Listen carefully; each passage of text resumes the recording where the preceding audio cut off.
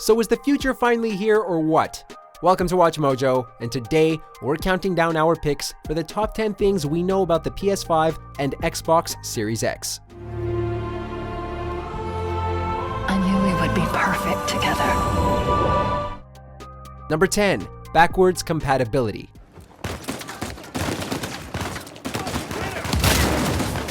The question of backwards compatibility remains a big one. While the PS4 was enormously successful, most people bemoan its lack of proper backwards compatibility, relying instead on an expensive and unpredictable streaming service. PlayStation CEO Jim Ryan has hinted strongly about the PS5 having PS4 backwards compatibility. There are also rumors that it'll support older PlayStation iterations, but so far, there's no confirmation. Those going with the Xbox this generation have nothing to fear. Phil Spencer has confirmed that the Xbox Series X will be backwards compatible with the original Xbox, Xbox 360, and Xbox One. So now, you can finally play that game from 2004 that's been in your backlog for 16 years.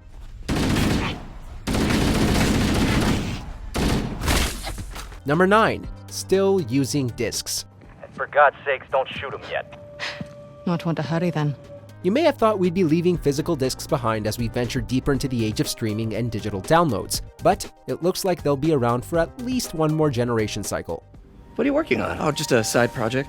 It has been confirmed that both PS5 and Xbox Series X will be employing Ultra HD Blu-ray disc support, which can currently hold 66 gigabytes or 100 gigabytes. That said, you can certainly still download if that's more your thing. But fear not those of you who like a physical collection, because discs aren't going anywhere. Man, does he ever stop inventing? Number 8, configurable installation on PS5. We can't stay here. That's the way out. But we won't make it under fire. One of the biggest pains of modern gaming is the laborious installation process. Red Dead Redemption 2 comes out, you're psyched as hell to play it, and then you have to wait hours till the massive thing installs, even with a physical copy. Well, maybe we'll get lucky and they'll blow themselves up. Luckily, that problem is being addressed for PS5 through a configurable installation. What this means is that players will be able to install the parts of the game they want and/or delete certain sections of the game without installing or deleting the entire file. For example, you can choose to download just the multiplayer component without worrying about the campaign or vice versa. Must have known you from last time. Throw me out a window didn't do it for you? Number 7, SSD Storage.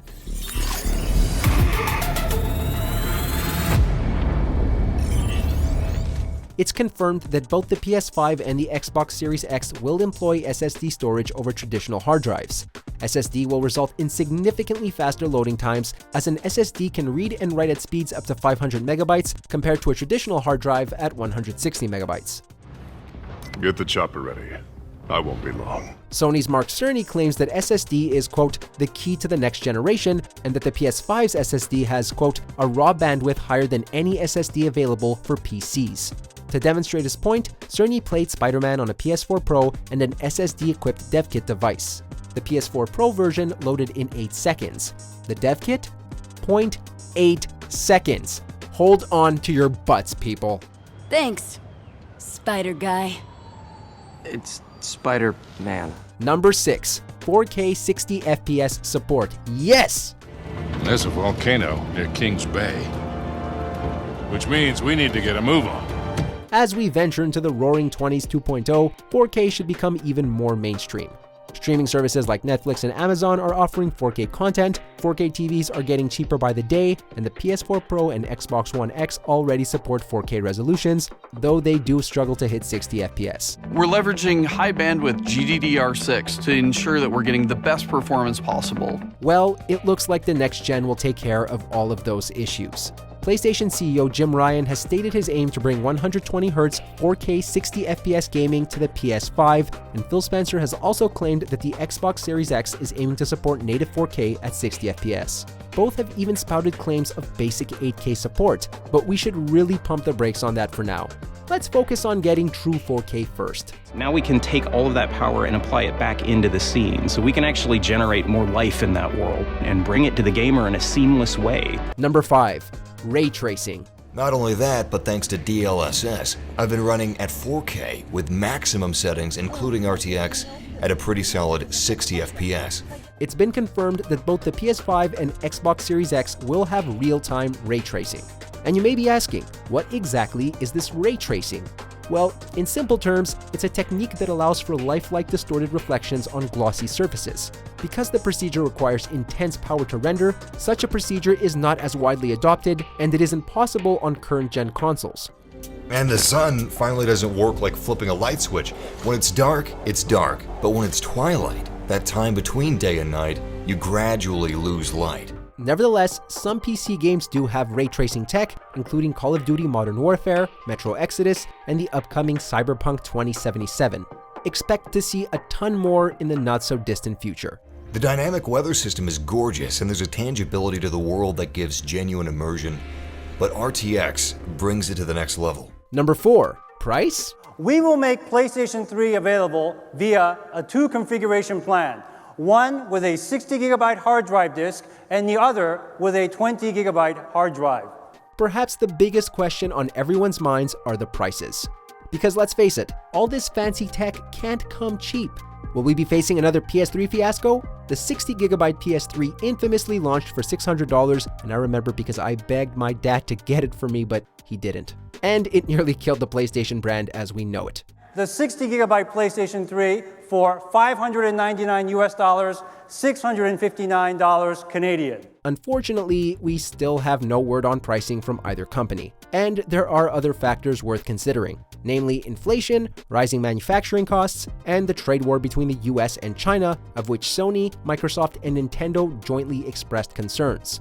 Historically though, both Sony and Microsoft have sold their launch consoles at a loss in favor of recouping value from exclusive game sales. So it's likely that they'll still stay under the $600 mark. We will sell the 20GB PlayStation 3 for €499 and the 60GB PlayStation 3 for €599, including VAT. Number 3. The Xbox Series X might be more powerful. It's going to usher in resolution and frame rates that we've never seen before. Like, never seen before. We're looking at frame rates up to 120 frames per second. If the rumors and leaks are to be believed, the Xbox Series X will be more powerful than the PS5. Digital Foundry released some leaked data through Eurogamer claiming that the Xbox Series X will have the power of a high-end PC, and they also suggested that the Xbox will be 1.3 times as powerful as the PS5. This isn't just a console launch, this is about the future of gaming. This corroborates what Phil Spencer meant by the Xbox setting the benchmark for console gaming.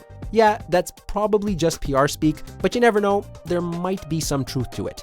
That being said, a more powerful GPU doesn't guarantee success. Consoles are sold largely on price and enticing exclusives, not their GPUs being slightly more powerful than their competitors. We lost everything. There's nothing left for us here.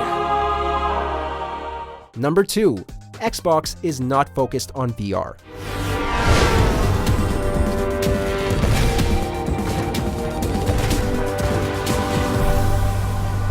The late 2010s promised a surge in virtual reality gaming. 2016 saw the commercial release of the Oculus Rift, the HTC Vive, and the PlayStation VR.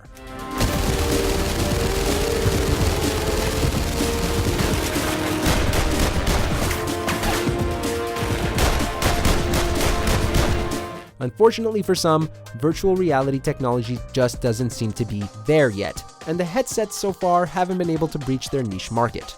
Phil Spencer realizes this, and as such, the Xbox Series X will not feature virtual reality capabilities. Spencer has numerous issues with VR, including its imposed isolation, imperfect video games, and lack of substantial sales. He claims that, quote, nobody is asking for VR from the Series X. For PlayStation though, Mark Cerny has confirmed that the current PSVR headsets will be compatible with the PS5, though there's no talks about a new headset just yet. Easy. Before we continue, be sure to subscribe to our channel and ring the bell to get notified about our latest videos. You have the option to be notified for occasional videos or all of them. If you're on your phone, make sure to go into your settings and switch on notifications. Number 1. November release dates. Don't rush. Make sure that you're safe. Oh, I will. Always do. perhaps the biggest question, aside from the price, is just when these things are coming out. Both consoles have been confirmed for holiday 2020, so that narrows it down to the usual October-November release window. We can probably narrow it down to November, as the PS3, PS4, Xbox 360, and Xbox One all launched in November.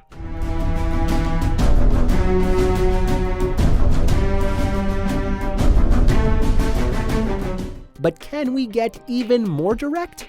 Allegedly. According to some 4chan and Twitter leaks, we could expect the PS5 on November 20th and the Xbox Series X on November 22nd. This is more than a little questionable, seeing as how November 22nd is a Sunday. But it would line up to a pre-Black Friday release, which is November 27th in 2020. So who knows? Can you say see you? See you. Good, bye-bye. Bye-bye. In the mood for more awesome gaming content? Be sure to check out this video here on Mojo Plays. And don't forget to subscribe and ring the bell to be notified about our latest videos.